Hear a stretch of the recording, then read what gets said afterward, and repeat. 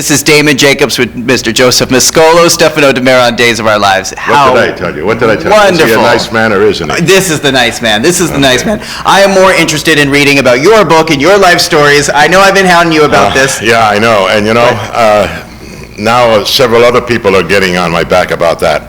And I told them about our conversation. So I don't know yet. You have so many experiences. Yeah, I know. So many I think it's.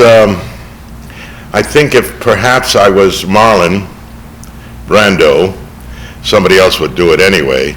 My ego hasn't got me enough over the boundary to think that I should write a book that would interest enough people. I mean, except that I have a viewpoint about what I've done here, especially in daytime, over 20 years or more.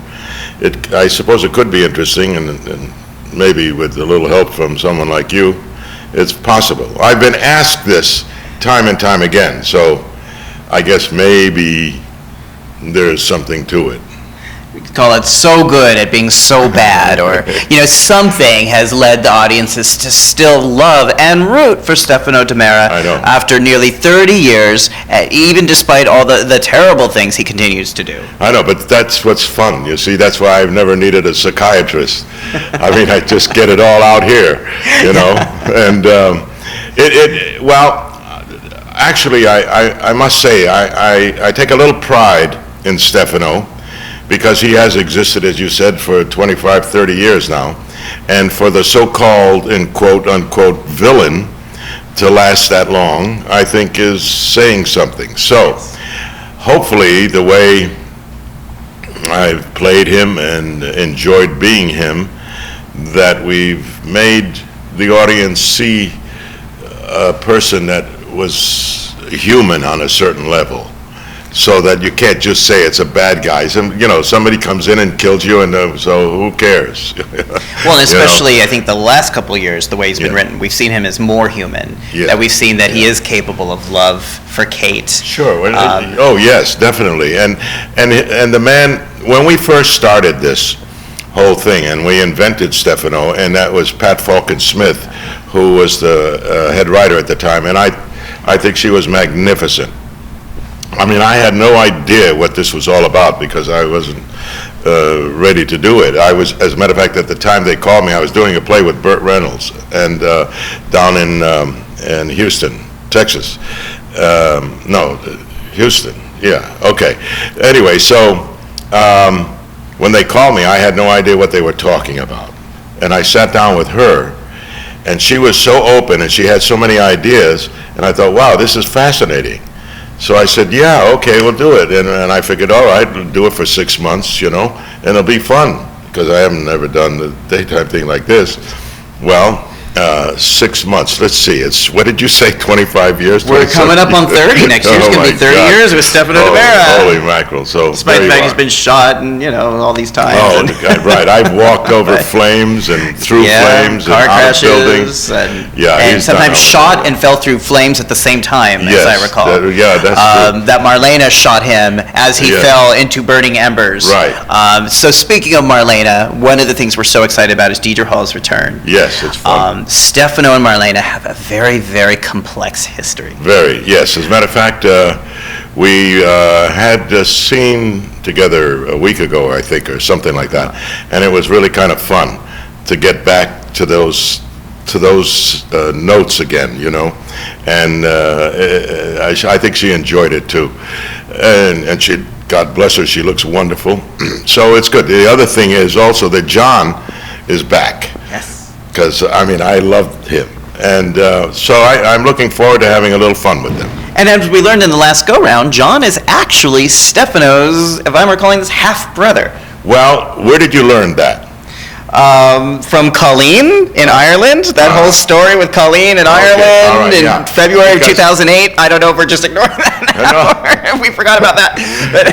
No, because it's something that he and I have talked about a lot. And prior to his leaving the last time, this was a big thing, and I really jumped all over the idea, and I was telling everybody around here what a great idea to have, because these two characters really meld very well together, and you can have the differences that would have to come out of that relationship, but it would be terrific if they could do that. Now, I have no idea where they're going, but that's something. Well, just before I got here, as a matter of fact, I called him and I left him a message. I said, whatever it is, remember you're my brother, and that was it. Right, so right. He called me back. He said, hey, bro. So who knows? We'll see. We also know in Stefano's family, that doesn't mean he's protected at all. No. You know, a lot of these scenes that have been airing recently have talked about Stefano missing his son Tony, which is a great nod to history. Sure, yes. Of course, I always want to say, but wait a minute, he lost another son and a couple daughters along the way, too. I know. I'm always amazed at Stefano's being so prolific with having children all over the world. They just keep popping up. It's a very fertile man. That a man that is as brilliant as Stefano does not know how to make love to a woman without impregnating her. I mean, how can that be? Because everywhere I turn, somebody walks through the door, oh, here's your other son. Oh, okay. Well, he not only brings people to life, he brings them back to life. Once they've been dead, he brings them back to life. He creates new life. He's just doing a lot to help populate the world. Yes. And then lately, my latest two sons here are both 7 feet tall, so yes. That's another thing that keeps There's me something in the genes there that he keeps. His kids are getting taller and taller. Thank God I have a daughter, at least, and she's wonderful. That's right. Yeah. That's right. So what we have been seeing on screen in this past week or so is Stefano and Victor coming to peace. And for the first time, I think that ever I can remember, Stefano offered his hand for peace to Victor. Mm-hmm. So at this moment, this week in Salem, we're seeing peace. But I'm thinking it's not going to last that long. Anything you can say about it? It's really sad in a way. It's like people fall in love on these shows. They get married and stuff, and then 20 days later they're killing each other, and it's too bad, because I've always said, why don't we see a little bit of love first as a reason that these people were attracted to each other Actually, this is one of the things that I think Catherine and Stefano, I'm very happy the way they did this, because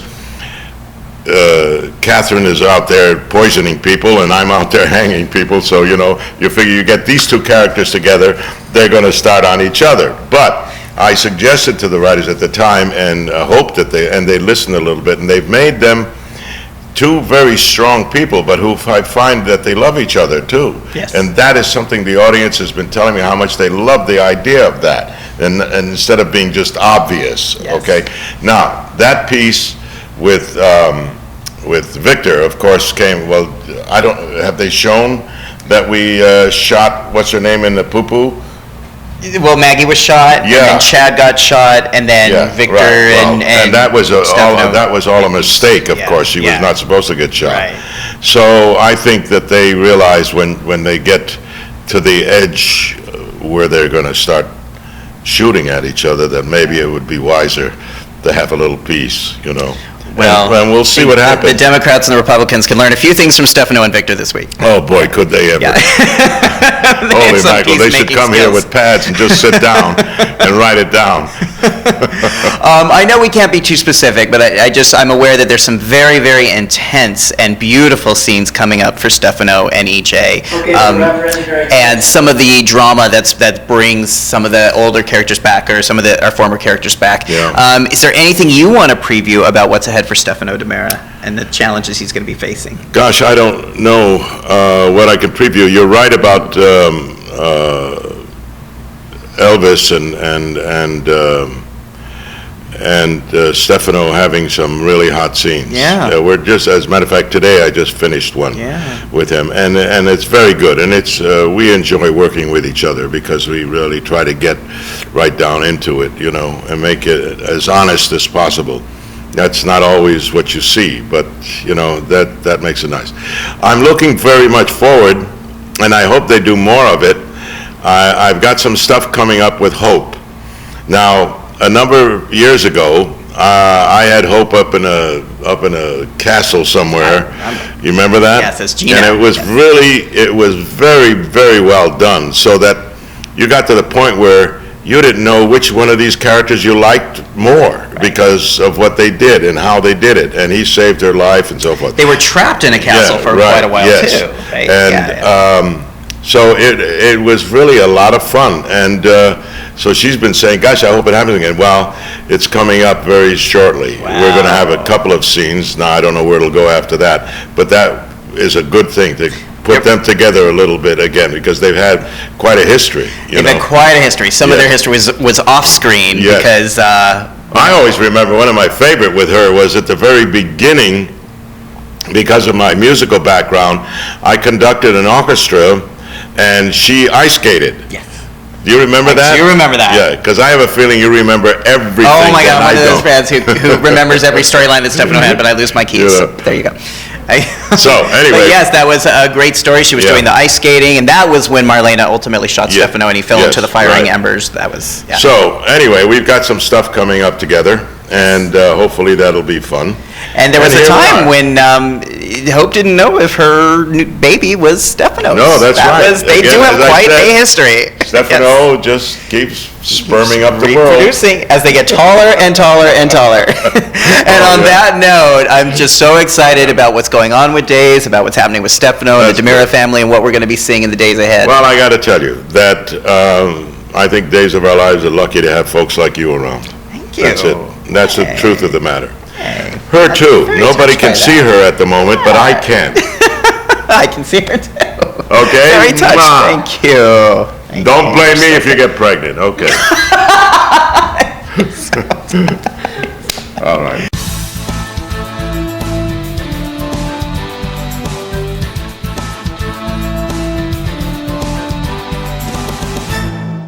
This is Joseph Mascolo's dressing room. I'm filming you.